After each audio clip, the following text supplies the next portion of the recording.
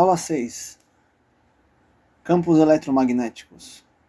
Sejam todos bem-vindos à nossa sexta aula, onde exploraremos o tema Campos eletromagnéticos, do invisível ao tangível. Hoje discutiremos a física fundamental, os riscos associados e os protocolos de segurança indispensáveis dentro do contexto do Sistema Elétrico de Potência, o CEP. Abordaremos conceitos essenciais como o campo elétrico medido em volts e o campo magnético, expresso em Tesla. É crucial compreendermos a delimitação entre a zona de risco e o limite de segurança para garantirmos a integridade em nossas operações. A natureza vetorial do campo.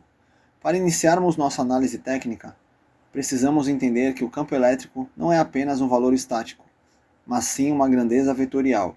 Isso significa que ele é uma função da posição e do tempo, definida primordialmente por sua intensidade, direção e sentido. No sistema internacional, utilizamos como unidade de medida padrão o volts por metro. Como observamos no gráfico tridimensional nos eixos x, y e z, a representação vetorial nos permite mapear com precisão a influência dessa força no espaço ao redor de um condutor. A origem da força. É fundamental destacar que o campo eletromagnético não surge de forma espontânea.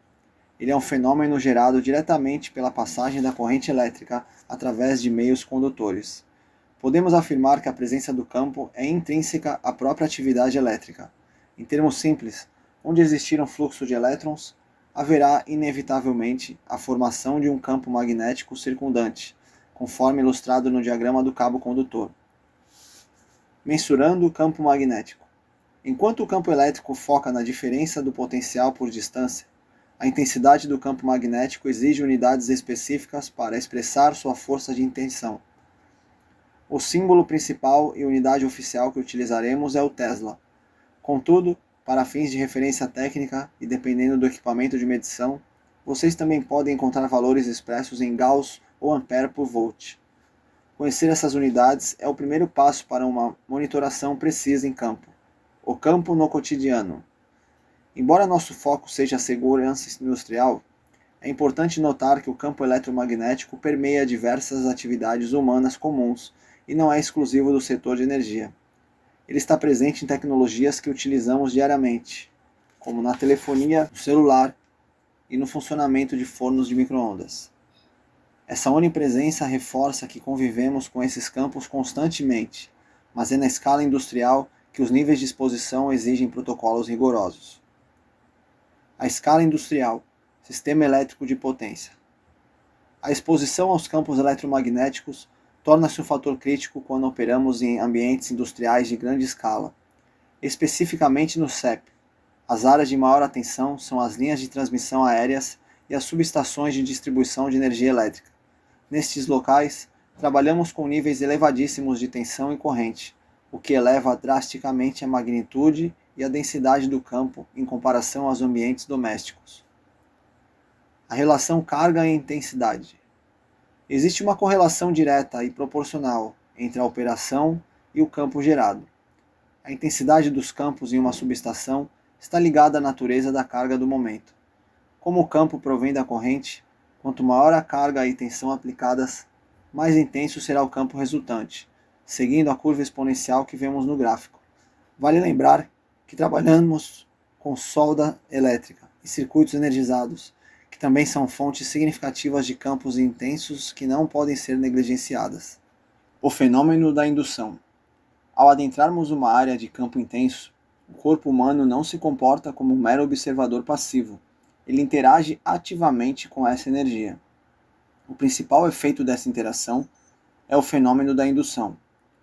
O organismo sofre efeitos de natureza elétrica e magnética, funcionando quase como uma extensão do meio condutor, o que serve de base para entendermos os riscos biológicos e operacionais da exposição prolongada ou excessiva.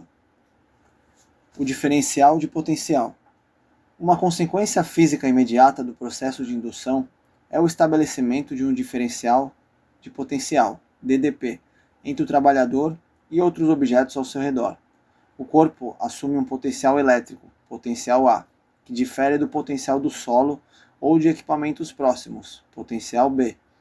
Essa diferença é o que pode ocasionar choques por contato ou centelhamento, tornando o aterramento e o uso de EPIs específicos essenciais para equilibrar essas tensões.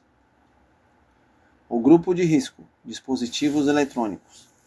Dentro do nosso protocolo de segurança, existe um grupo que exige atenção redobrada.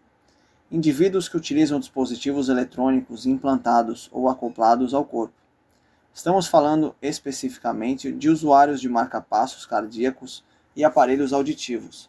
Para estes trabalhadores, o cuidado não é apenas recomendado, é mandatório, pois a interação com campos externos pode comprometer dispositivos que são vitais para a sua saúde. O mecanismo da falha.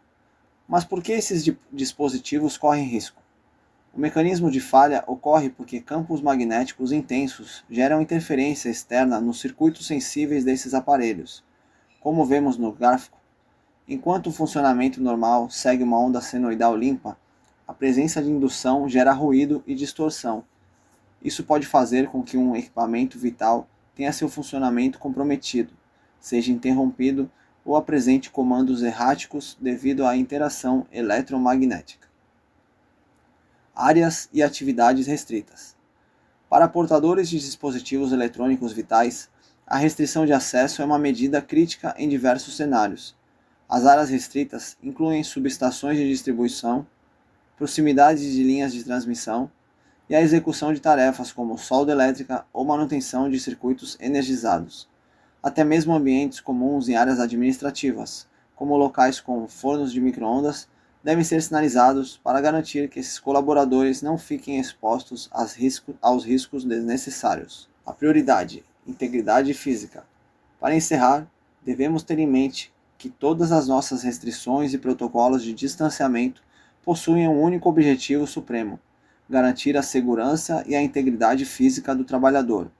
Evitar a exposição direta é a única forma técnica de garantir que dispositivos de suporte à vida, como os marca-passos, operem sem qualquer interrupção durante toda a jornada de trabalho.